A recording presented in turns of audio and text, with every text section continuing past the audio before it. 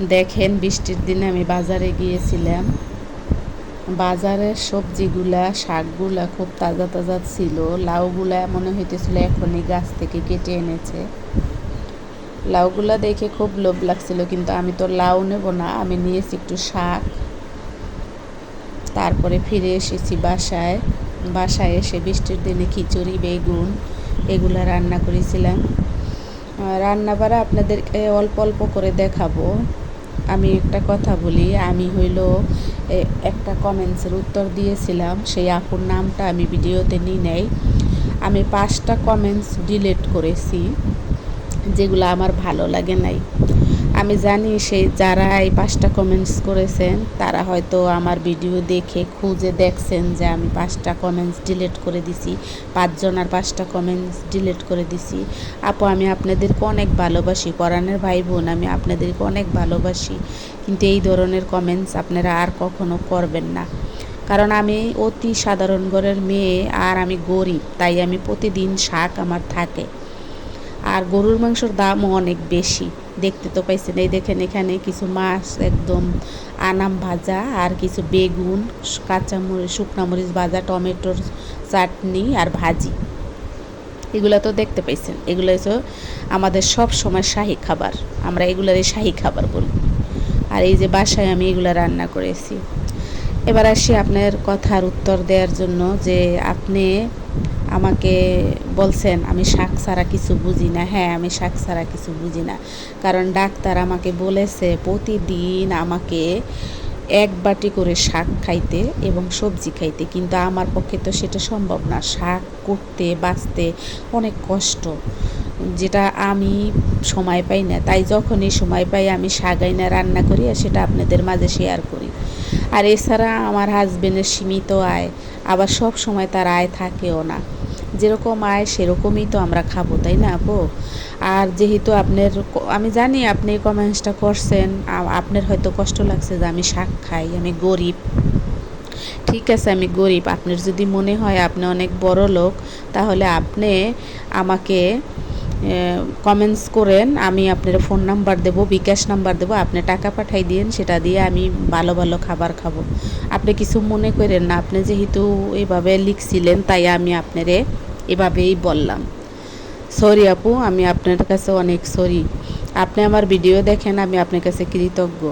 যারা আমার ভিডিও দেখে তাদের সবার কাছে আমি কৃতজ্ঞ, তাদের সবাইকে আমি ধন্যবাদ দেব না, ধন্যবাদ দিয়ে ছোট করব না। তার কারণ আমি এত ভালোবাসা যে পাওয়া যায় সেটা শুধু এই ইউটিউবে সেই আমি বুঝতে পারছি। আর এটা আমার একটা অন্য জগৎ, যেখানে আমি 1 মিনিট 5 মিনিট আপনাদের সাথে কথা বলে মনটা হালকা করি।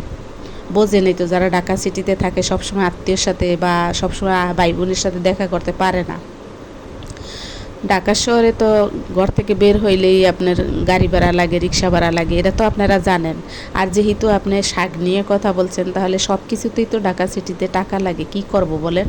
এরকমভাবে গরিবানাভাবেই চলি। আর এই যে হাঁড়ি পেতিলগুলো দেখেন, এই হাঁড়ি পেতিলগুলোর বয়স প্রায় 15 বছর।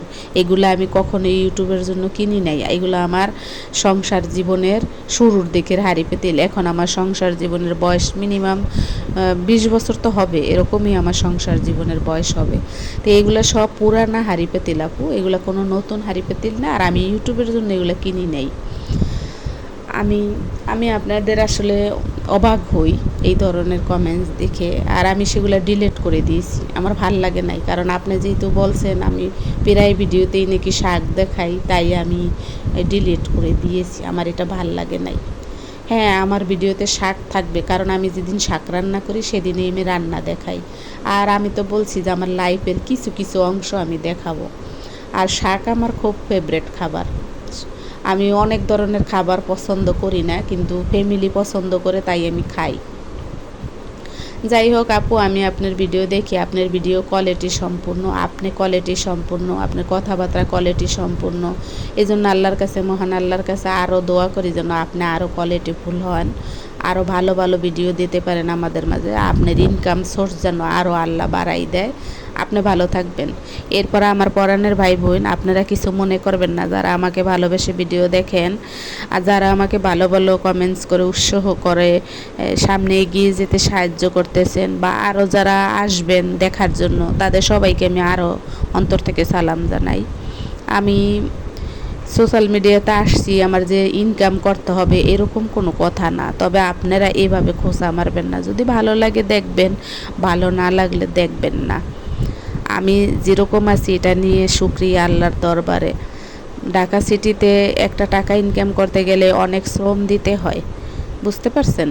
এই জন্য আমি খুব চিন্তা করে, বা আমার হাজব্যান্ড মাঝে মাঝে অনেক বেশি বাজার আনে, আমি আপনাদের মাঝে সেগুলো শেয়ার করি, কিন্তু সেই বাজারগুলো আমি একদিনে খাই না। একবার বাজার আনলে মিনিমাম অনেক দিন আমরা সেই বাজার খাই।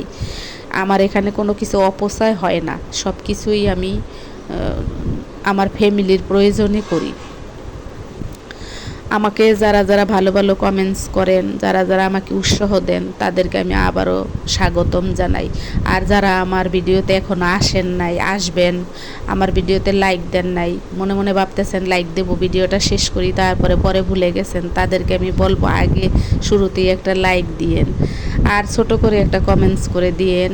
ওই আপু হয়তো মন খারাপ করবে, কিন্তু কি করব বলেন, আমি না, আমার ভালো লাগে না। আমাকে যদি কেউ এভাবে বলে না, আমি ছোটোবেলা থেকে এরকম, তবে ছোটোবেলায় কারোর উত্তর দিতাম না, কিন্তু এখন মনে করি উত্তর না দিয়ে আমি খুব ভুল করছি, যার জন্য মানুষ আমাকে এরকম সুবিধা পাইয়ে গেছে যে কোনো কিছু বলার, সব সময় বলতে থাকে, কিন্তু এখন কেন যেন আর সয় না, শরীরেও সয় না, মনেও সয় না। আচ্ছা যাই হোক, এই দেখেন আমি, এটা পালন শাক ছিল, আমি পালন শাক রান্না করেছিলাম। পালন শাক একদম খুব মজা হয়েছিল, সবগুলো রান্না বাড়াই মজা হয়েছিল। তারপরে শেষে আমি দেখেন কিভাবে কি করেছি, এটা তো আপনারা ভিডিওতে দেখলেনই। আমি আমার নিজের গল্পগুলো আপনাদের সাথে শেয়ার করলাম। গল্প মানে আমি মনে কষ্ট পাইছি তাই।